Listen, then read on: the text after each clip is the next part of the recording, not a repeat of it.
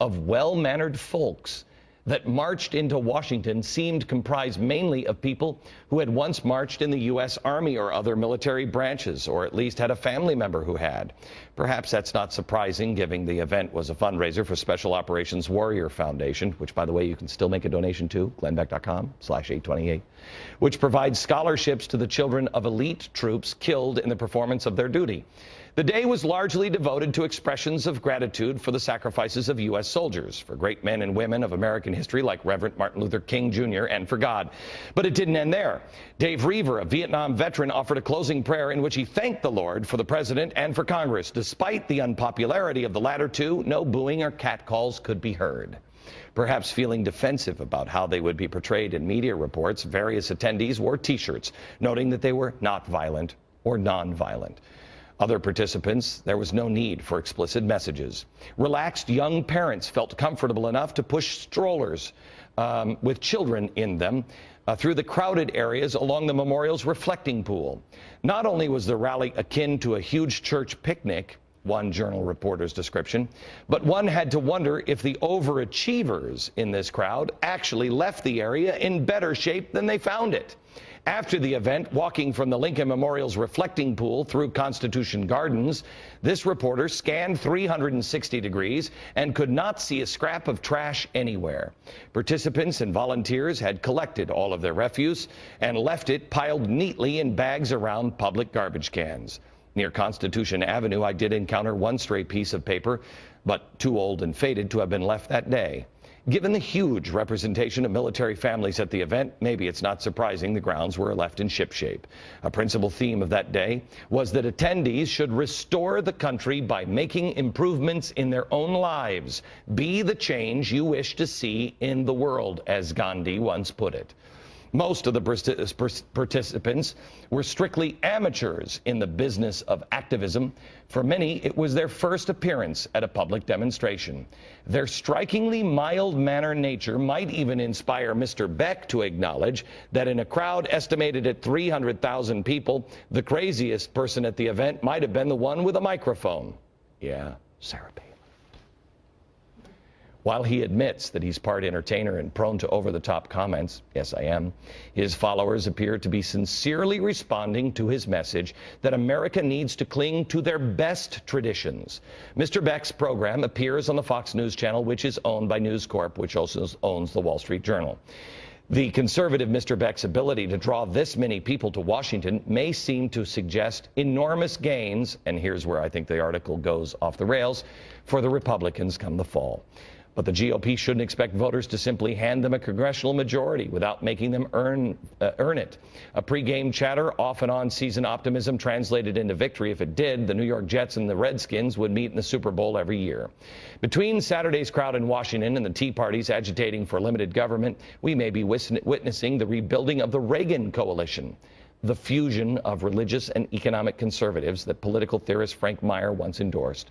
Reagan always believed that the Republican Party was the natural home for this movement, but GOP leaders in Washington need to prove that they are worthy of it.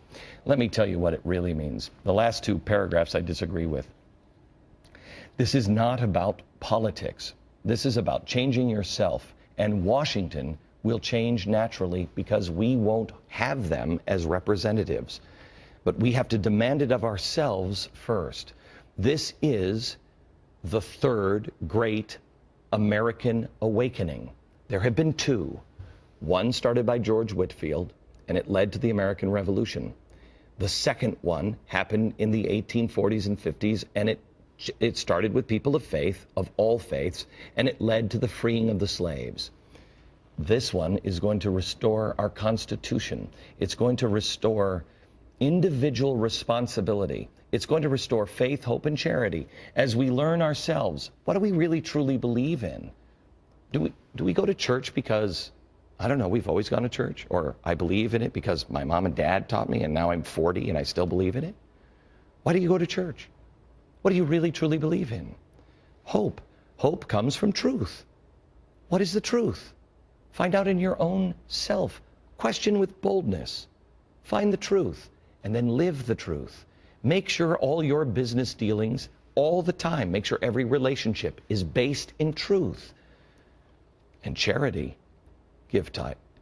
If you're going to church, give 10%. That's what Moses said God said to give.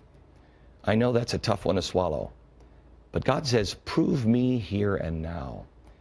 I did. I couldn't believe that I never thought tithing would make my life better. I never did. You got to be kidding me, right? It changes everything. And it's the only way this country can do real charity without the government, is if we do it ourselves. Can you imagine how much money we would have if we all gave 10%? By the way, I started giving 10% when I was poor. I know it's hard. But with firm reliance on divine providence, you'll be okay. That's what this movement is about. It's not about the November election. I don't really care about the November election. That's a short-term fix. The third great American awakening is what it's really all about. And you are living history. Back in a second. Oh, say can you see? Ladies and gentlemen, please rise and join me in the saying of the Pledge of Allegiance. I pledge allegiance to the flag of the United States of America and to the republic for which it stands, one nation, under God, indivisible, with liberty and justice for all.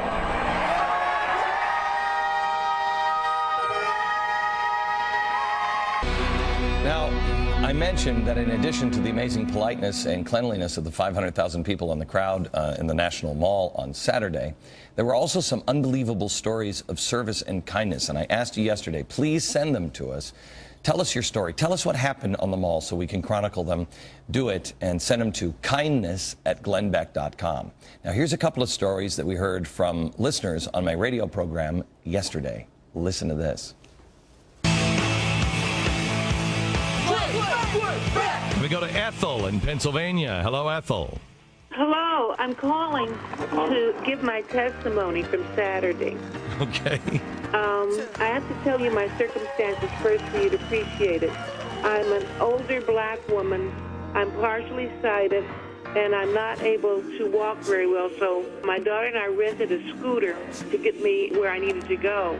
We practiced at the supermarket and places like that, but we were nowhere near prepared for the crowds we encountered on Saturday. As we were approaching the subway station, there was a white family who asked us if we needed help because we were searching around for an elevator. They helped me get on the elevator. There was a father, his wife, and 2 children. And he was guiding me. He put his hand on the control of my scooter, and he guided me through the crowd. And he guided me onto the subway, the train. He spent the day with you, he and his family? Entire day. They spent the entire day with us. He was just making sure that I was okay. He treated me like family, and I believe he heard your message. Well, Ethel, I'm glad you came, and I'm glad you had that experience. I saw the kindness of people everywhere, and obviously I couldn't go into the crowd, but it was an amazing. You could feel it. You could absolutely feel it. And especially the night before when we went to Ethel, thank you for your call. Let me go to Kelly in Connecticut. Hello, Kelly. Hi, Glenn. How are you? I'm very good. How are you? I am great. I had an amazing experience on 8/28. We got there around 7:30 in the morning. We were on the left side up behind the trees by the reflecting pool. And we straggled our way up to where we were sitting, and my husband looked at me and said, "Do you have my wallet in your purse?" I said, "No, I don't have it." And we thought somebody had pickpocketed my husband. We had $2 to our names. An angel named Mark was standing next to us at the tree, looked at me and said, "Your husband lost his wallet." I said, "Yes, we have $2 to our name." And he said, "Here, take this. I don't need it. We're doing well. Just take this." And I took the water money that he gave me, and my husband said, "We cannot take this money from you. You just can't." He said, "No, please take it." And my husband took the money and unwadded, and we figured, $20, $40.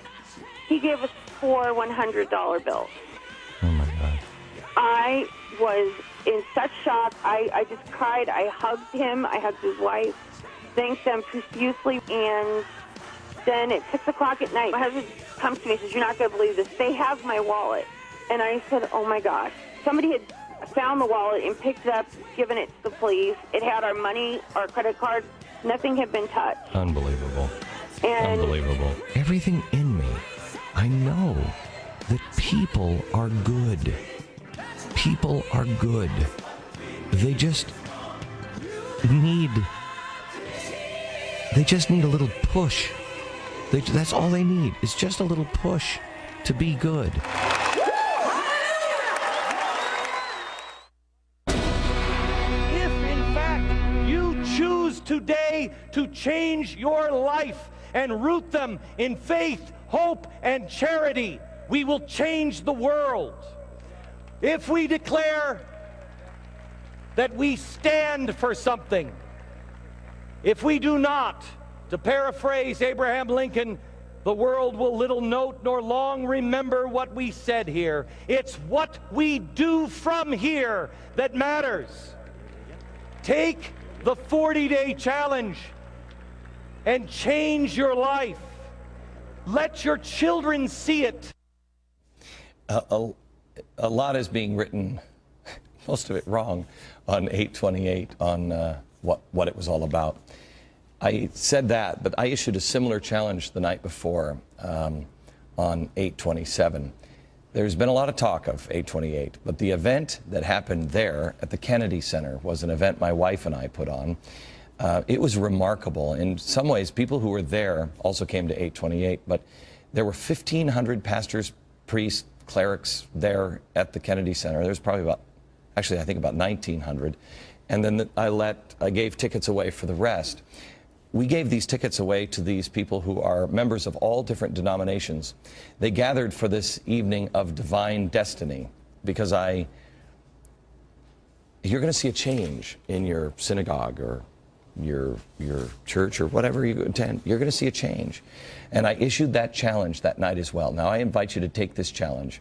You can watch the whole Kennedy Center event now on Insider Extreme. You can sign up for it at glennbeck.com and become a member and watch it. And then on Friday, I'm going to introduce you to 3 people that were in that. And you'll know, when you watch it, I think you'll know the 3 that are going to be joining me on Friday. And I have a feeling they will join me quite a bit. These guys are amazing. I mean, up out of your seat inspiration. And just restoring the principles that made this country great. This Friday, 3 members of the Black Robe Regiment will be joining me. We'll see you there.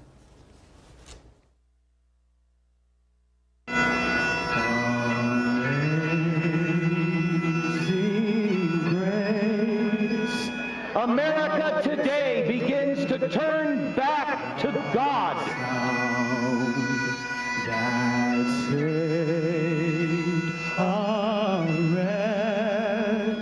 Like me, I want. From New York, good night, America.